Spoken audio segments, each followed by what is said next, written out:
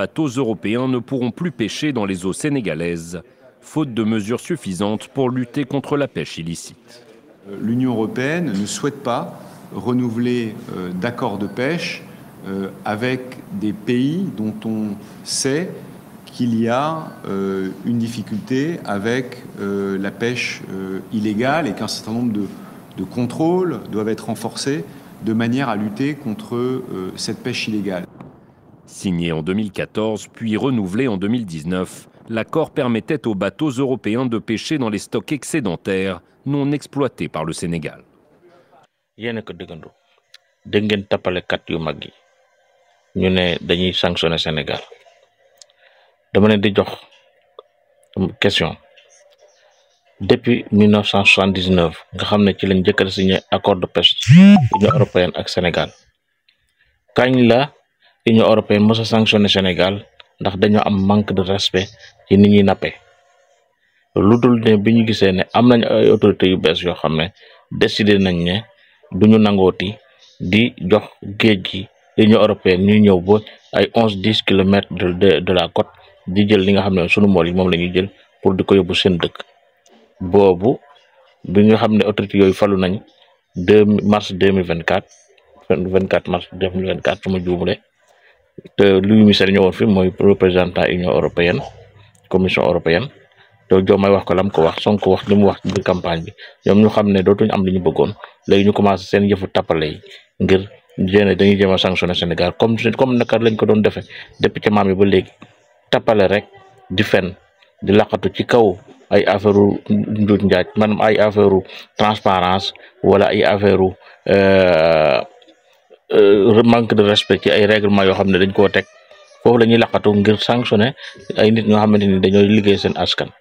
te boo dumee ba ci biir ñoom booy def leneen loo xamante ni nekkul naka su du noonu da te fekk seen intérêt nekk ci biir dañ naan muut noppi duñu wax mu am tamit ay tappalekat yu ndaw yoo xam ne ci kanam di ngeen leen déglu ñoom tamit ñu mel ne ñoom ñooy les aliénés ñi nga xam ne ay genre esclave yu ndaw lañ ñoo fi nekk ba nga xam ne tubaab bu sëqatee rek ñu tiit yaakaar ne dañuy dee fekk ne mënuñu wóor gëmuñu seen bopp ñaari vision yu nga xam ne fi mu nekk ni mooy xëccoo Afrique te ñoo xëccoo Sénégal moom laa leen bëgg di dégal pour ngeen mën a taqali diggante fen ak caaxaan ak dëgg diggante fen ak dëgg muy diggante Union européenne diggante Sénégal yi nga xamante ni dañoo gëm seen bopp gëm seen réew nangoo liggéey ngir seen réew nangoo sacrifier seen ngir seen réew ak Sénégal yi nga xam ne dañuy tappale dañuy bëgg lu nooy lu yomb lu yëpp ñu yaakaar dañ ko war a ci bitim réew su ko defee ñoom ñu leen di noot askan bi di gën a dellu ginnaaw ñoom ñuy avancé Union européenne wala tubaab bi di avancé dëkk yi di gën a dellu ginnaaw ñaar yooyu ñoom ñooy xëccoo fi mu nekk nii diggante Sénégal ak Afrique loolu moo fi nekk ma bëgg gën a leer ci sunu biir moo tax ma ko bëgg a teg di ko teg di indi ay firnde di ko teg ñëpp di ko gisandoo. Serigne Diop ministre bi yore affaire commerce ak industrie ñu déglu ko. L'Union européenne déclare qu'il ne va pas demander la reconduction des accords de pêche. Surprise, bien de toute façon, l'État du Sénégal avait déjà décidé de ne pas donner suite à... Oui, d'abord je voulais saluer vos téléspectateurs ce soir et répondre vraiment à cette question brûlante de l'actualité. Comme vous le savez, notre gouvernement avait déjà décidé d'avoir une nouvelle approche de la gestion de nos ressources naturelles, qu'elles soient halieutiques, minières, pétrolières. Le Sénégal avait déjà décidé de revoir tous ces accords depuis quelque temps. Il y avait un travail important qui a été fait. Vous savez qu'il y a une commission que le président du parti Ousmane Sonko a mis en place, qui est en train de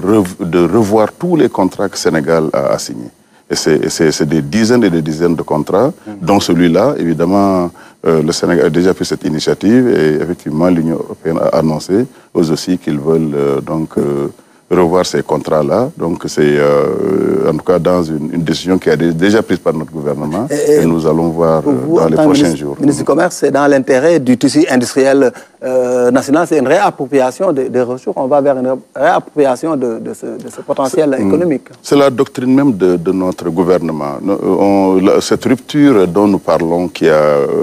commencé cette année avec l'avènement du président Bassirou Diomaye Faye, c'est carrément la raison pour laquelle les Sénégalais nous ont élus. De quoi s'agit-il? Le Sénégal est à la fois riche et pauvre.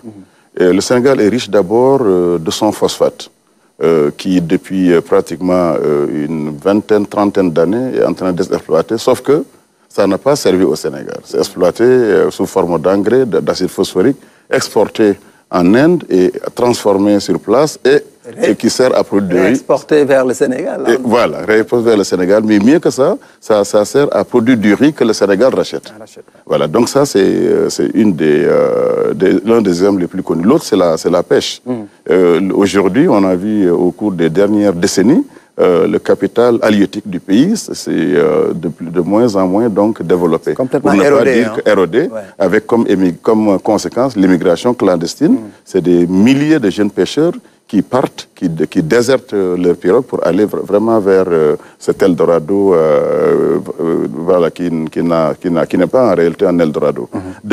Troisième élément, que, comme vous le savez, c'est le pétrole et le gaz. Absolument. Où le Sénégal a voulu aussi se dire, est-ce que ces contrats qui ont été signés avec justement nos partenaires, est-ce que c'est des contrats léoniens ou pas? Et la question, c'est effectivement, ces contrats seront négociés dans l'intérêt du peuple sénégalais. Donc tout cela, ça veut dire simplement qu'il faut que nos partenaires comprennent que rien ne sera plus comme avant. Et cette rupture va mettre en avant d'abord les intérêts du peuple sénégalais avant, sur toutes les questions de ressources naturelles, et sur les questions de ressources, qu'elles soient minières, pétrolières ou halieutiques. C'est exactement la même démarche que notre gouvernement va maintenant avoir. Donc pour vous, c'est une fuite en avant, ce communiqué, enfin, cette conférence de presse des gens de l'Union européenne? Alors, je pense que c'est de la communication, effectivement, parce que dans tous les cas, c'est connu. Je pense que ma collègue, le ministre des Pêches, va revenir sur ces questions dans les prochains jours. D'accord.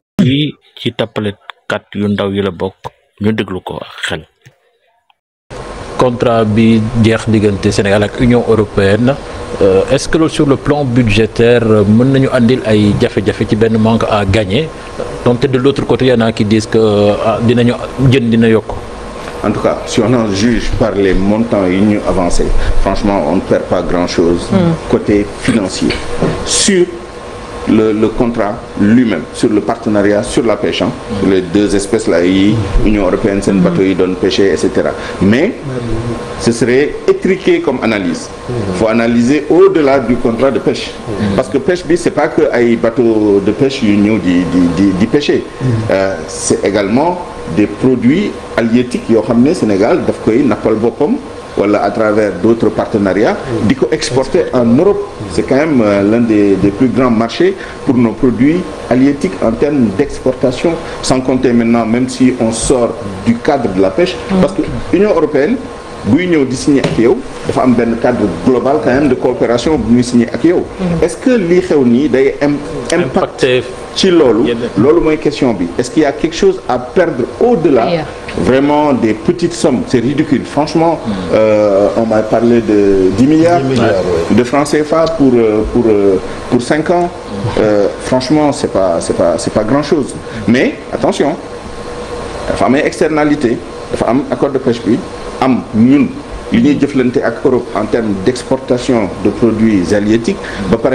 avons un cadre un peu plus global. Europe a fait un appui budgétaire, Europe a fait un TNN. Tout à l'heure, le gros financement qui est attendu de l'AFD, des Allemands, des Canadiens, des Canadiens et tout, pour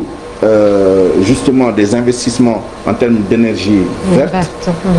Évidemment, il n'y a pas de lien entre les deux, mais je pense qu'il faut analyser globalement maintenant pour le reste. Effectivement, c'est de la communication, comme disait Abdoulaye, qui a divorcé en premier, etc.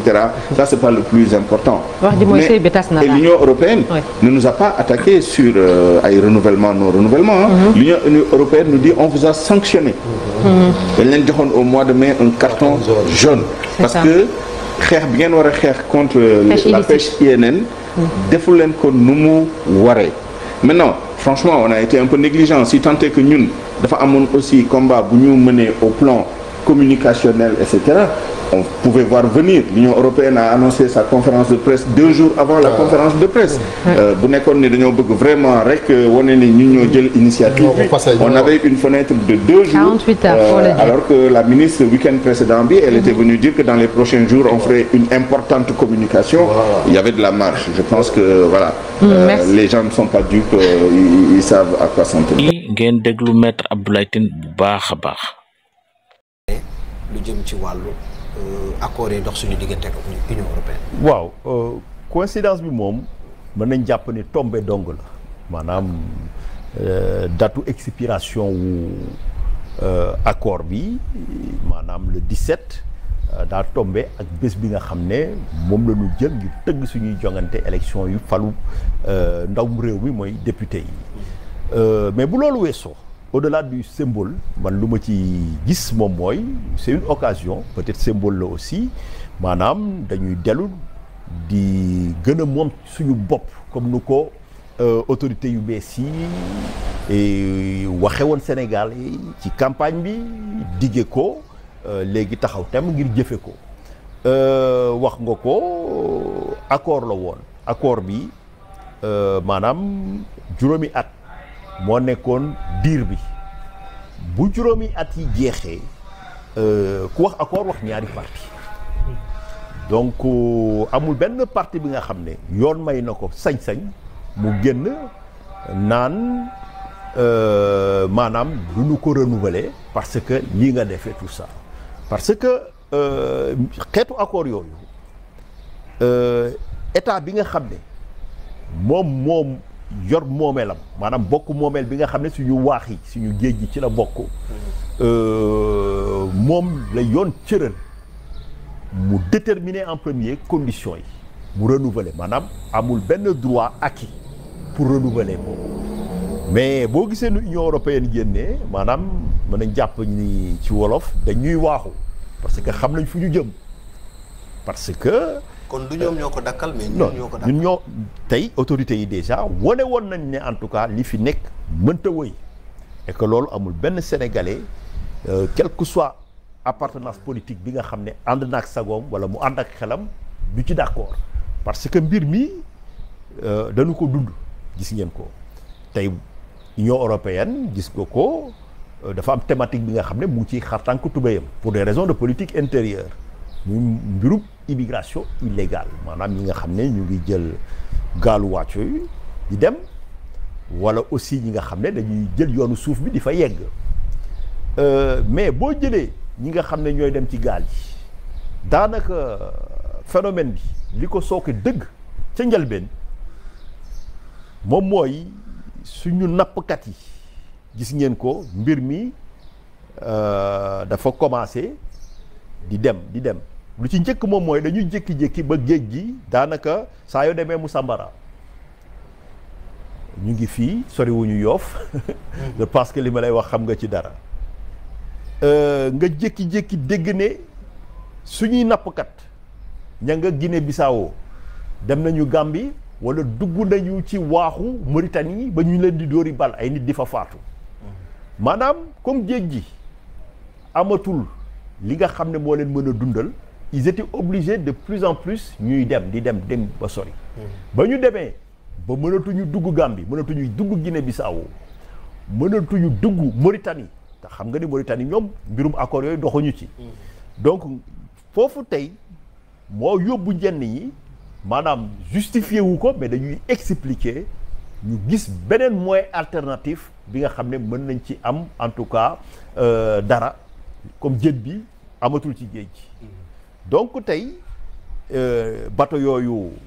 18 bateau la bateau yooyu la plupart du temps ay navires usines lañu maanaam dañuy ñëw jàpp tey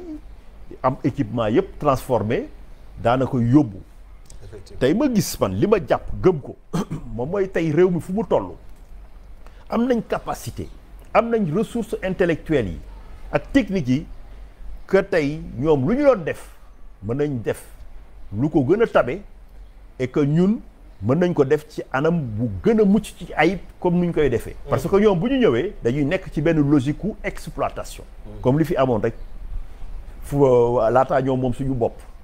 maanaam ñoom dañuy traîner le maximum li nga xam ne mën nañ ko jàpp yóbbu léegi bu ñu defee loolu ñu ñëw li ma jàpp man gëm ko autorités yi sénégalaises yi en tout cas ñoom ñooy apprécier peut-être ci fan yi di ñëw prévoir nañ pour génn janoog yéen peut-être dañ leen mën a jox ay éléments yu leer mais jàpp naa ni en tout cas opportunité la pour ñun ñu wane suñu mën-mën wan leen ni àdduna fu mu toll wut bateau yomb na ñi nga xam ne ñooy jël gaal yi di dem peut-être ku leen jëloon yeb leen ci gaal nee leen gaal yi yéen a fi war a xëy ngeen di dem di jàpp jën yi tey am nañ ay nit yu am expertise bi loolu tey dañuy am benn production boobu tey mën nañ ko jaay sur le marché international parce que demande bi c'est une demande de plus en plus croissante kooku tey boo ko defee valeur ajoutée bi chaîne de valeur bi maanaam di nga créer ay emploi gis nga ko président bi fi nekkoon bañ ko waxee mais yow ay journaliste tubaab ñoo ko laaj nan nga mën a nangoo accord bi ak xaalis bu néew bi ñu la jox mu ne mais ñii lan la ñuy jàpp ci jën boobu sax man xaw ma ko